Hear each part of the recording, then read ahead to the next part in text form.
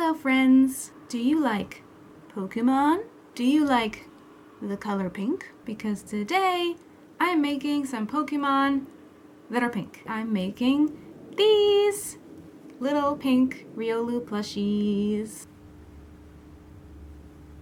Just look at this. Yes. Soon it's going to be Valentine's Day, so I figure why not make a really cute Pokemon, but make him pink? But look at them. They're so cute. Oh, oh. This is pretty much going to be a tutorial on how to make these. The pattern is linked in the description down below. It is through Gumroad, so all you have to do is type in a 0, or if you want to give a small tip, I would really appreciate it. The materials that I'm using today are minky fabric and fleece. So without further ado, let's get started. First thing we're going to do is cut out the paper pattern. Now this pattern does not have seam allowance, so you'll need to add it yourself. What I like to do is draw the pattern directly on the fabric. This makes it easier to find where exactly you're supposed to place your stitching lines, especially because on this pattern it's a lot of color blocking.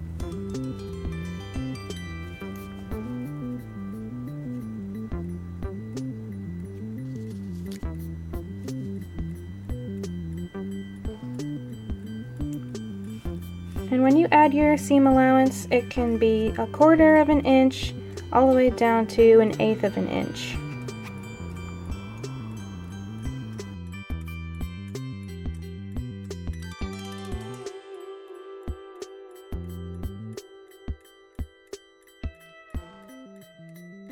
First up, I'm gonna do the body and gonna attach this top part to the bottom part.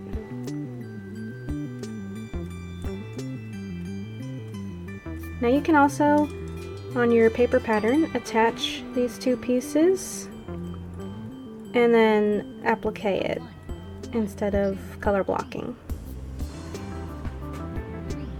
This little end, it joins up with this corner, and there's a little notch right here that will just help make sure that it's in the right spot. And then this edge goes with this one. And this is what we end up with.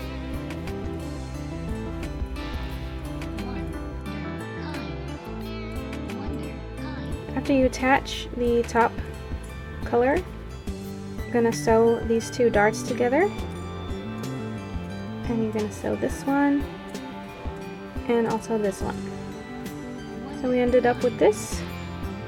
Now the legs are rounded.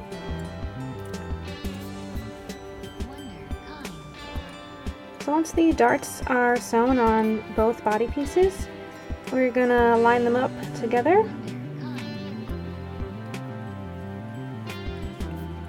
And it will be sewed all the way from here to here. We'll just leave the top part open. So I sewed up the body, but I decided to put the arms in between the seams. You don't have to do this because it might be a little difficult to get the arm into the body, but you can just stick it in there. I have my arms already sewn and stuffed. I'll line it up in between the two body pieces.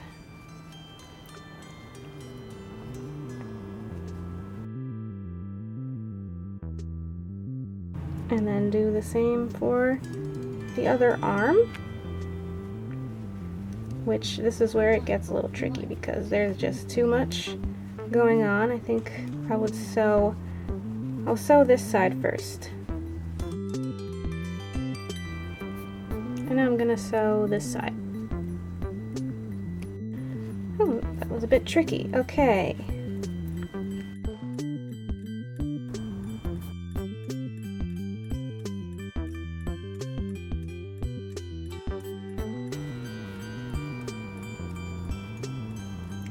Now I will take the tail, which I stuffed, and it will be attached to the back using a ladder stitch.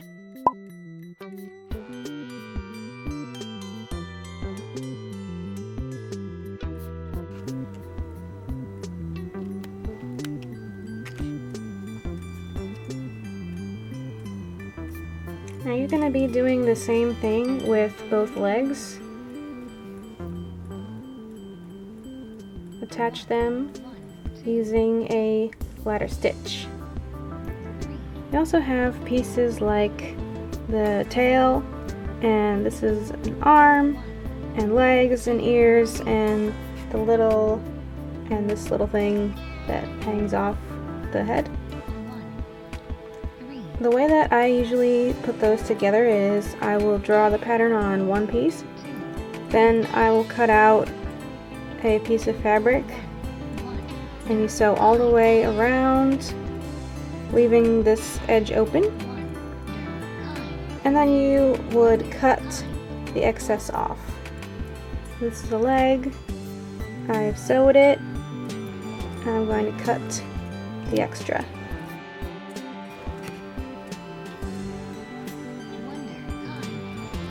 Something about the leg, you can either sew the bottom part shut, or you can add a bit of a paw pad. So this is a very small opening, but I'll just take a scrap piece, put it right sides together, and then I'll gently pull the bottom open and just sew around so that it creates a bit of a paw piece, paw pad, whatever it is.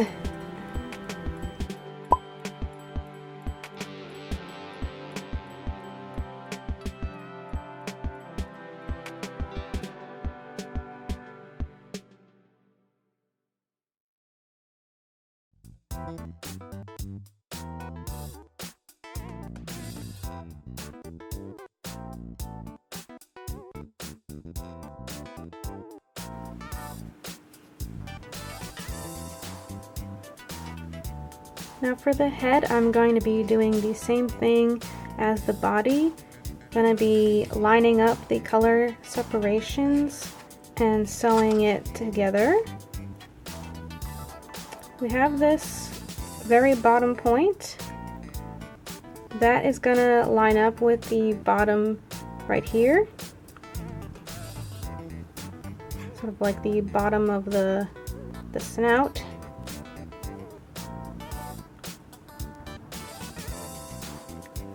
Then we've got this part. The straight line is pretty straightforward. And then we just go around. There are several small notches to help make sure that it's lined up as you go up and around.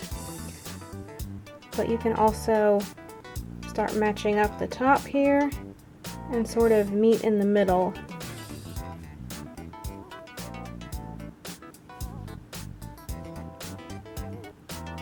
This notch matches with that one, and so on.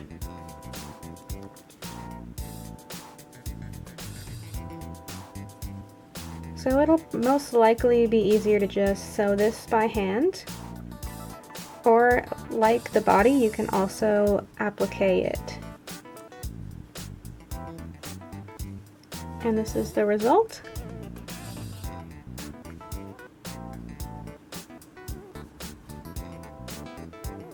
Oh my gosh, I just got an idea. I think there's this like little dangly part. I think I could just sew that in between these two colors, because otherwise you'd have to ladder stitch. Oh my gosh, I did it. Okay. Yeah. Okay. So, new instruction, as you're sewing these two colors together, you can put the little flap or whatever it is in between, so that it'll just kind of hang down. cute. Now you want to also sew the eyes in place before you put the gusset on or anything. So I'm going to go with applique eyes. So this is the white that will be sewn right around here. I should probably use the piece with the flap on it. We also have the pupil that goes on top. Oh my gosh. What if I cut a tiny heart?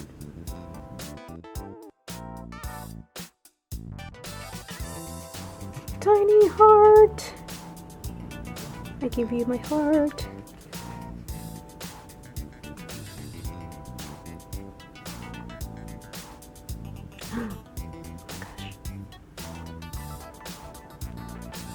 It's so cute already. I haven't even sewn it.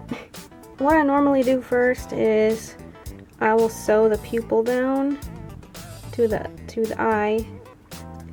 So just do a whip stitch from here down to here, because then when you put it on the head you can do a satin stitch all the way around. Okay, so I have my head and I finished the eye applique. So we have the white, the red, and the little white heart that I decided to add. I'm gonna take this eye and place it on the head in the position that I want. And so when I'm happy with it, I'll just pin it in place. And I'll do a zigzag stitch all the way around on my machine. So this is the other headpiece. I have the eye sewn down. And now what I have to do is close this dart up.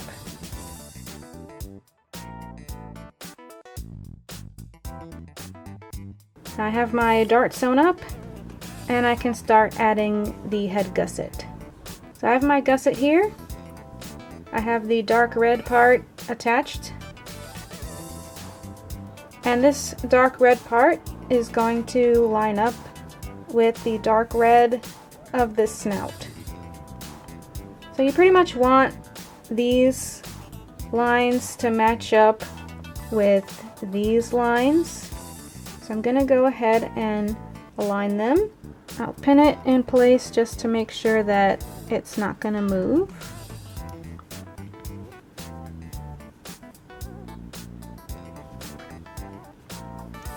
And now the rest will go around the snout. This point here will line up with this bottom point on the snout. So you can start sewing from here and just go around. Then we have our pin where it's lined up. And then we'll just keep going all the way around. So this is the result of sewing one side of the gusset.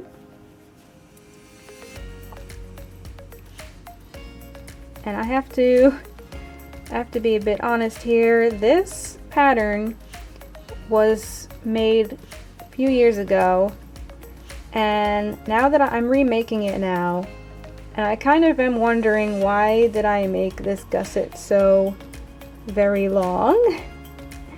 Because normally when I do a gusset, I will end it somewhere around here. But I think it's because I wanted to be able to position the head in different ways. Like, I made this one as a beanie plushie too, where the body was like attached here. So that is the most likely reason that the gusset is quite long. But of course, if you want to shorten it a bit, you can do that. And now let's do the other side. So this is important because the gusset is ridiculously long. you can't really leave a hole like on the bottom. So I put my hole right over here, sort of in the back of the head, between the gusset and the head piece. So let's turn this right side out.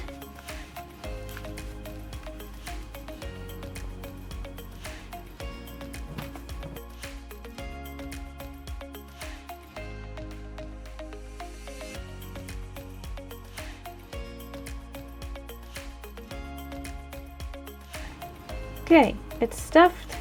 Looks alright. So I'm going to close it up using a ladder stitch.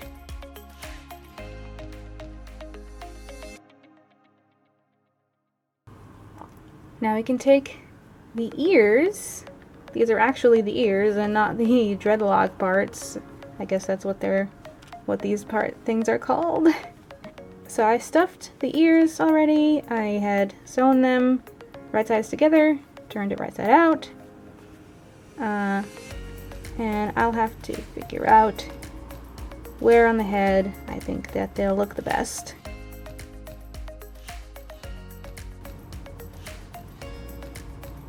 Maybe something like this. Once I figure out where I think that they look the best, I will also sew those down using a ladder stitch.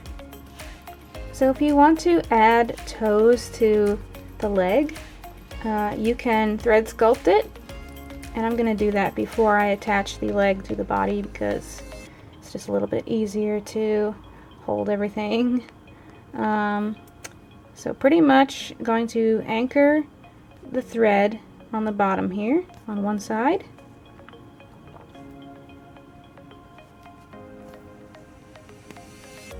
And then you're going to go around to the top of the foot, put your needle in, come out where you started, and you'll just pull. I'll just pull it taut. Knock that off. And now I'm just going to go to the other side.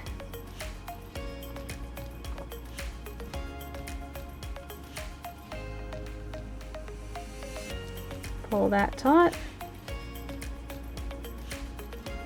Knot it off.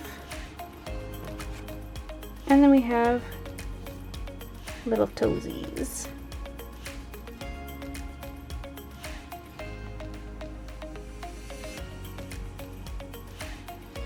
You can do that same technique on the arms, the paws. So now I have to add a mouth to this little guy. And I'm also going to do the mouth by thread sculpting. So I'm going to go ahead and anchor my needle. I'm going to go right about here, I think is good.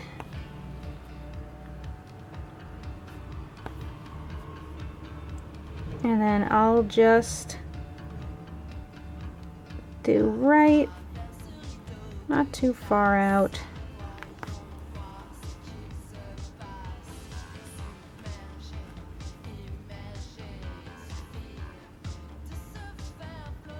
I think that looks pretty good. You can knot it, just so it doesn't come undone. And then I'm gonna go to the other side.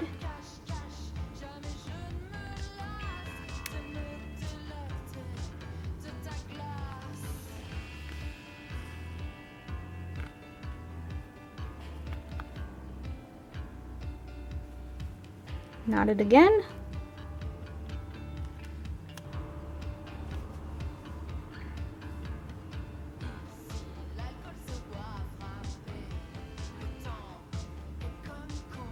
So one last thing that you have to do once the body and the head are finally stuffed and all put together is this little collar. So this little collar part, this is pretty much how I do it. I cut a strip of white or whatever color, like yellow and blue I think are the other colors. So the strip that I cut is about 1.5 inches wide and 4 inches long. You might have to cut that down if it's a little too long, but let's see how this works out. I sewed it so it's a tube now. Let's turn that right side out.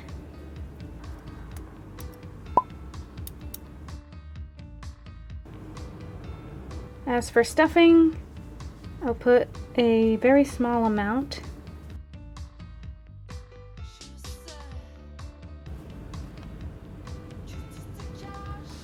The top of this body is a little too wide for me, so I'm just going to sew around it with basting stitch, which is pretty much just a wide straight stitch, and then I'll pull it taut.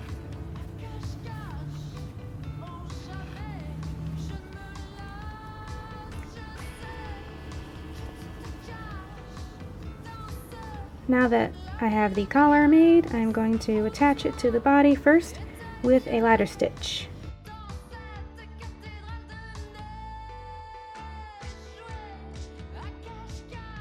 And finally, after that's done, you can put the head on and sew that down as well using a ladder stitch.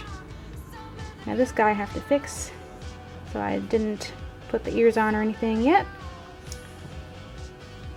But it will look like this once you sew down the head all the way around. Hope you enjoyed. Bye!